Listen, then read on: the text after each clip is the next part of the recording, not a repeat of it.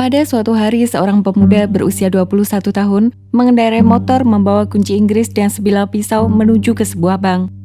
Tujuannya ke sana ternyata bukan untuk menyetor uang dan menarik uang tabungan, tapi untuk melakukan perampokan. Ingin tahu apa yang sebenarnya terjadi? Mari kita langsung saja masuk ke pokok pembahasan video ini.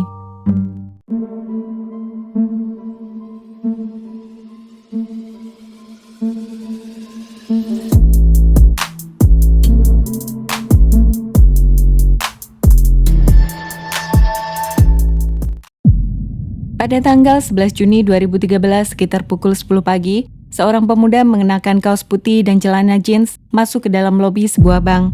Pemuda ini kemudian terlihat berjalan bolak-balik seperti orang linglung, keluar lagi menuju ke tempat parkir kendaraan. Pada pukul 10:13, pemuda ini kembali masuk ke dalam, berjalan langsung menuju ke bagian counter. Sambil jalan, dia mengeluarkan sebuah kunci Inggris dan sebilah pisau daging. Setelah itu, pemuda ini mengetok kaca counter sambil berteriak bahwa dia ingin merampok bank.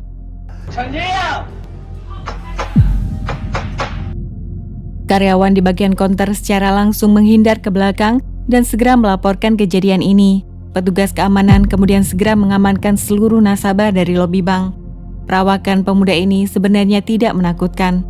Postur tubuhnya tidak tinggi, rambut acak-acakan, dan tidak memberi kesan menyeramkan sama sekali.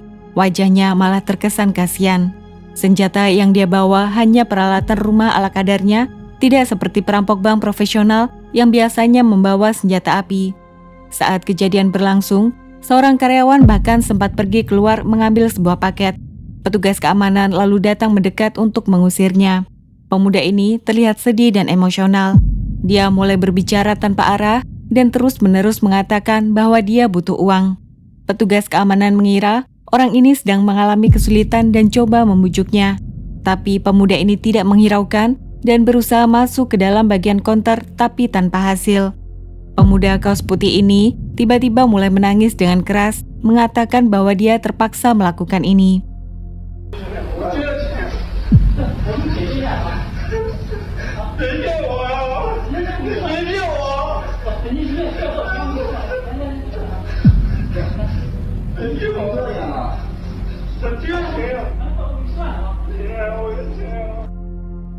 Meskipun petugas keamanan sudah coba membujuk pemuda ini untuk menyerah, dia tetap menangis dan terus berteriak bahwa dia sedang butuh uang. Tidak lama kemudian, polisi segera tiba di lokasi dan pemuda ini masih tetap menangis dan bersikeras bahwa dia sangat membutuhkan uang.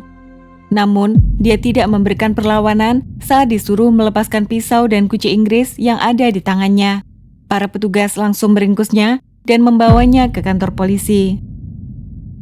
Pemuda ini bernama Cheng Minchan, berusia 21 tahun, berasal dari kota Bijie, Provinsi Guizhou, China, dan berasal dari keluarga sangat sederhana.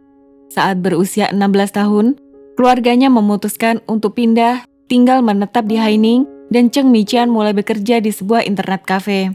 Pada tahun 2010, saat berusia 18 tahun, pemuda ini mengenal seorang gadis berusia 17 tahun bernama Li Qian melalui game online.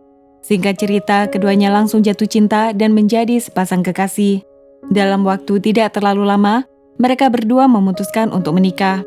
Orang tua Li Qian bercerai sejak dia masih kecil dan hidup sendiri sejak saat itu. Jadi keputusan untuk menikah diambil sendiri tanpa restu siapa-siapa. Mereka kemudian menikah tanpa resepsi dan hanya kumpul-kumpul makan malam sederhana bersama keluarga. Meskipun sudah jadi pasangan suami istri, keduanya tidak memiliki rencana masa depan sama sekali. Mereka berdua lalu tinggal bersama di sebuah rumah kontrakan kecil dan segala kebutuhan hidup sehari-hari selalu dibantu oleh orang tua. 1 tahun kemudian, pada tahun 2011, putra mereka lahir dan diberi nama Chen Xiangyang. Kelahiran si kecil membuat Cheng Minchan dan istrinya sangat bahagia. Karena keduanya harus bekerja, putra mereka lalu diasuh dan otomatis dekat dengan kakek neneknya. Pada bulan Mei 2013, sebuah kejadian mengerikan terjadi dan akan merubah seluruh jalan hidup keluarga ini. Saat itu, Xiangyang yang masih belum genap usia 2 tahun, dibawa neneknya bermain ke rumah bibinya, dan saat itu sedang musim buah ceri. Neneknya lalu membeli 2 kilo buah ceri untuk dimakan Xiangyang dan 2 cucu lainnya. Pada pagi hari, Semuanya berjalan normal seperti biasa. Xianyang dan kedua sepupunya terlihat bermain sambil makan buah ceri yang dibeli neneknya. Namun pada sore hari, ketika Xianyang dan kedua sepupunya berebut makanan, dia tiba-tiba tersedak buah ceri. Beruntung bibinya berada di sekitar sana dan langsung memberikan pertolongan.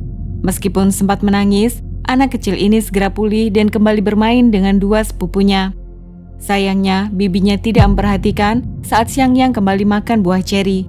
Beberapa menit kemudian, tiba-tiba dia terguling di lantai. Dia sekali lagi tersedak, nafasnya menjadi sangat cepat. Terlepas dari upaya pertolongan yang diberikan bibinya, Xianyang tetap tidak merespon. Sayangnya, saat itu tidak ada seorang pun yang tahu pertolongan pertama yang harus dilakukan pada anak kecil yang tersedak, sehingga waktu genting untuk melakukan penyelamatan jadi berlalu. Ketika sampai di rumah sakit, Xianyang dalam keadaan tidak sadar karena kekurangan oksigen. Dokter menemukan satu buah ceri utuh tersangkut dalam saluran nafasnya. Karena rumah sakit di kota Haining tidak memiliki fasilitas yang memadai, Xianyang kemudian segera dilarikan ke rumah sakit anak di kota Hangzhou. Setelah upaya penyelamatan, buah ceri itu berhasil dikeluarkan. Namun, dokter datang membawa kabar buruk. Penyumbatan saluran nafas yang terjadi telah menyebabkan kerusakan pada indera penglihatan dan pendengaran. Anak kecil yang malang ini tidak lagi bisa melihat atau mendengar apapun. Salah satu paru-parunya juga rusak parah. Seluruh anggota tubuhnya kaku dan tidak bisa bergerak. Kondisi kesehatannya sangat memprihatinkan. Tapi selama masih ada secercah harapan, keluarga Chen tidak mau menyerah. Namun biaya perawatan medis yang harus ditanggung sangat berat bagi keluarga ini. Dalam waktu kurang dari 1 bulan, kakek neneknya harus menghabiskan seluruh uang tabungan sebanyak 30.000 yuan atau sekitar 66 juta rupiah untuk membayar biaya rumah sakit cucu mereka. Oleh karena itu, mereka terpaksa harus berkeliling sana-sini untuk meminjam uang dari teman dan kerabat. Namun sayangnya, pinjaman yang didapat tetap tidak dapat menutupi tagihan rumah sakit. Kondisi kesehatan Xianyang juga tidak menunjukkan tanda-tanda perbaikan sama sekali. Meskipun keluarga Chen memiliki jaminan kesehatan, tapi sayangnya anak kecil ini tidak ikut dijamin. Semua ini karena setelah Cheng Mingchan dan istrinya menikah, keduanya tidak mendaftarkan pernikahan mereka secara resmi ke negara.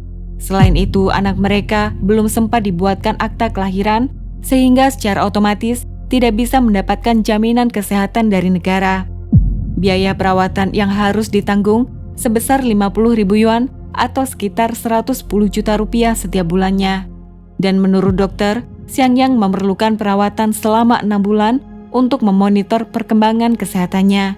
Dengan kata lain, pihak keluarga harus menyiapkan uang 300.000 yuan atau sekitar 660 juta rupiah. Biaya sebesar ini tentu saja sangat berat bagi keluarga ini. Meskipun demikian, tidak ada yang bisa menjamin apakah Xianyang akan pulih sepenuhnya. Bila pun bisa sembuh, mungkin memerlukan waktu puluhan tahun, bahkan seumur hidup. Setelah 10 hari menjalani perawatan di rumah sakit Hangzhou, Xianyang dipindahkan ke rumah sakit yang lebih kecil untuk menghemat biaya. Wajah Xianyang perlahan tidak kaku lagi, tetapi dia tetap tidak bisa berjalan atau berinteraksi dengan keluarganya seperti sebelumnya. Pada bulan Juni 2013, 1 bulan setelah insiden ini terjadi, istri Cheng Mingchan, Lin Chen, tiba-tiba menghilang. Dia memutuskan untuk pergi meninggalkan anak dan suaminya tanpa pamit. Kepergian Lin Chen membuat keluarga Chen sangat sedih dan kecewa. Dalam pikiran mereka, bagaimana seorang ibu bisa begitu tega meninggalkan suami dan anak yang sedang sakit. Semua ini membuat Cheng Mingchan benar-benar merasa terpukul dan tidak lagi bisa berpikir sehat. Oleh karena itu, pada pagi hari tanggal 11 Juni, hanya 4 hari setelah kepergian istrinya, dia naik sepeda motor, membawa kunci Inggris dan pisau daging yang baru saja dia beli, pergi menuju ke sebuah bank untuk melakukan perampokan. Bukannya dapat uang, dia malah harus mendekam dalam penjara.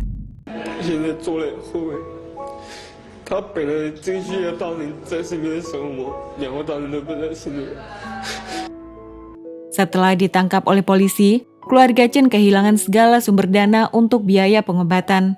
Mereka kemudian memutuskan untuk membawa Xianyang pulang ke rumah, meskipun sebenarnya anak ini masih perlu mendapatkan perawatan dari rumah sakit. Namun setelah pulang ke rumah, sebuah kejadian tidak terduga terjadi. Pemilik rumah kontrakan tempat tinggal mereka merasa khawatir anak kecil ini akan meninggal dan akan membawa kesialan bagi rumahnya. Dia lalu dengan tega mengusir keluarga malang ini keluar dari rumah kontrakan. Setelah diusir, mereka terpaksa tinggal di sebuah rumah kosong. Sekarang beban untuk mencari uang jatuh pada Chen Weichai, kakek Xiangyang. Agar bisa mendapatkan uang untuk mengobati cucunya, dia bekerja sebagai buruh pengangkut besi di sebuah proyek konstruksi. Dia bekerja tanpa henti hingga 10 jam sehari dan hanya mendapatkan 180 yuan per hari. Karena pekerjaan berat, bahu pria berusia 51 tahun ini mengalami pembengkakan, sehingga membuatnya membungkuk saat berjalan. Setiap malam, Chen Weichai merasakan sakit di seluruh tubuhnya saat berbaring. Menjalani hari-hari seperti ini terasa berlalu bertahun-tahun baginya. 2 bulan kemudian, Pengadilan Rakyat Haining mulai melakukan persidangan atas kasus perampokan ini. Setelah melewati beberapa kali persidangan, pada tanggal 28 Agustus 2013, Chen Mingchen dinyatakan bersalah dan dijatuhi hukuman 3 tahun 6 bulan penjara. Dan semua hanya karena buah ceri. Melihat kondisi Xiangyang tanpa orang tua, keluarga dan kerabat berusaha membujuk Lin Xin untuk pulang merawat putranya. Perempuan ini memang sempat pulang, tapi setelah memberikan 100 yuan atau 220.000 rupiah kepada mertuanya, dia kembali meninggalkan mereka sekali lagi. Sungguh malang nasib Xiangyang. Ayahnya di penjara, sedangkan ibunya kembali pergi meninggalkannya. Kisah tragis keluarga Chen segera tersebar melalui pemberitaan media, dan warga yang peduli segera memberikan bantuan finansial dan terkumpul dana sebanyak 1 juta yuan atau sekitar 2,2 miliar rupiah.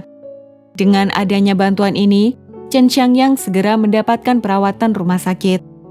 Namun, akibat tidak mendapatkan perawatan cukup lama, jaringan syaraf pada otak Xiangyang mengalami kerusakan parah.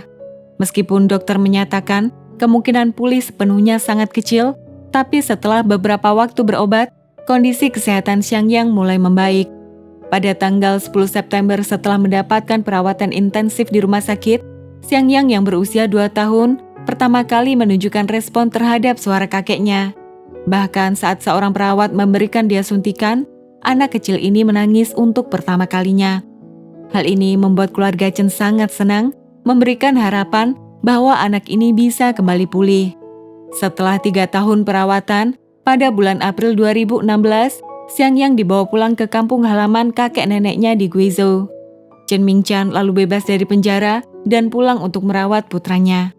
Namun sayangnya setelah kembali, kondisi kesehatan Xiangyang malah terus memburuk. Dia kehilangan kemampuan berbicara, makan, dan berjalan karena otot-ototnya semakin melemah.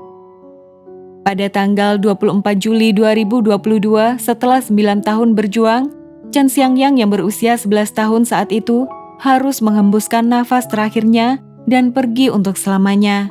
Hati keluarga Chen sangat hancur, tapi mereka sudah rela dibanding harus melihat anak kecil ini terus menderita. Setelah 9 tahun, keluarga Chen telah menghabiskan uang sumbangan sebanyak 300.000 yuan atau sekitar 660 juta rupiah untuk perawatan di rumah sakit. Mereka lalu menyumbangkan sisa dana sebesar 700.000 yuan atau sekitar 1,5 miliar rupiah untuk orang lain yang membutuhkan pertolongan. Oke everyone, sampai di sini dulu kisah kita hari ini. Terima kasih banyak sudah menonton dan sampai jumpa di pembahasan yang lain.